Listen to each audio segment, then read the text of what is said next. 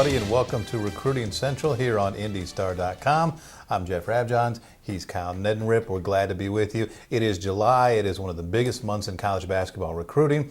We had an outstanding event here in Indianapolis, the Adidas Invitational at North Central High School. We'll tell you about some of the players and coaches we saw at that event. We'll tell you about a very touted point guard from Missouri that Indiana University coach Tom Crean is starting to show quite a bit of interest in. And we'll recap some of the key moments from Adidas and tell you about a major offer that came in for an Indiana high school player.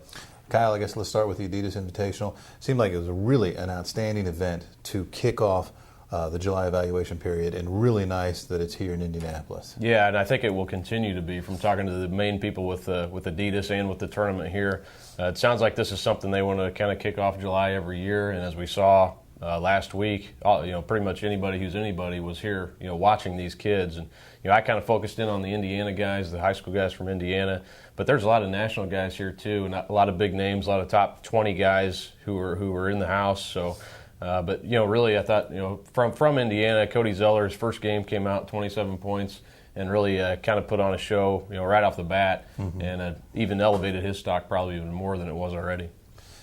Yeah, I think he had a really good tournament. Obviously, like you mentioned, a lot of the coaches were there. Got a chance to sit and watch half a game while talking to Mike Krzyzewski. That's always very interesting. And talked to Roy Williams from North Carolina and Thad Matta from Ohio State.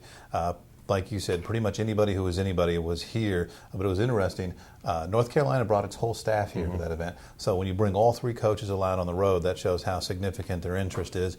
And when it comes to Cody Zeller, Roy Williams sat there right at center court for one of the games. That lets everybody know, hey, I'm seriously interested. Over the weekend, he got the offer from North Carolina, and I talked to him for a little bit the other day about it. He seemed very excited. He seemed, he's pretty much an even keel kind of guy.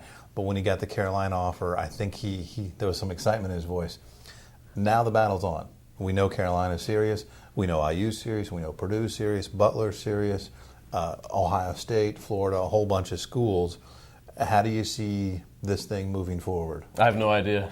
And that's the thing about Cody, is he's not going to tip his hand too much. And kind of gave me a funny line the other day when I was asking him about that. We had a 25-minute media session after one of his games. And I was asking him a couple days later about that. And he said, I was kind of asking him about how he doesn't give too much up. And he said, well, what you guys don't know doesn't hurt you. So that's kind of the line you can take away from that. He's not going to give out too much on what he's feeling. He did say, though, that in his mind he's kind of starting to slot things.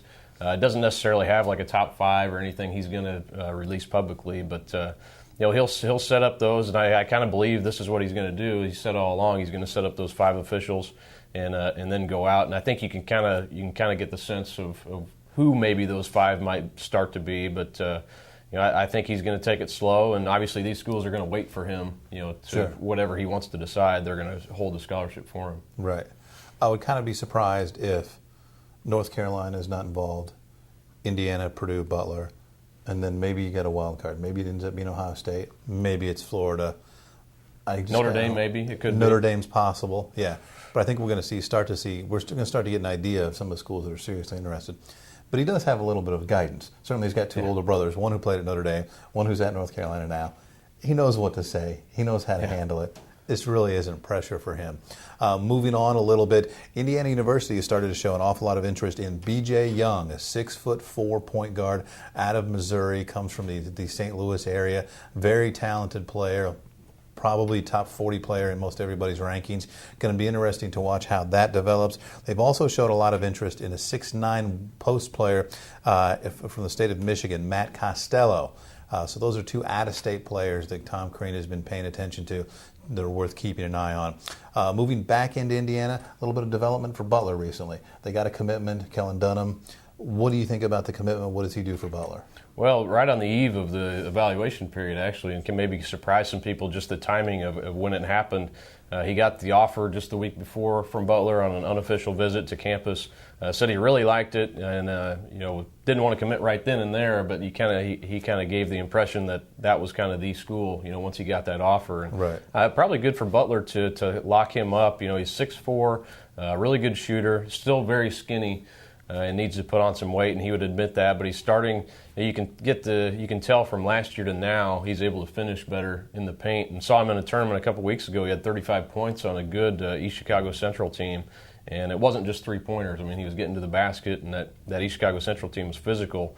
But I think he adds a lot to him. I mean, it'll be interesting to see how he develops physically. You know, if he can put on some more weight and strength. But you know, he's a guy coming off screens and running that offense Butler does. I think he's a perfect fit for what they do. Those kid that got out of Brownsburg a couple of years ago, everybody looked at and said, boy, he's awfully skinny. He's got to put on some weight. He turned out okay.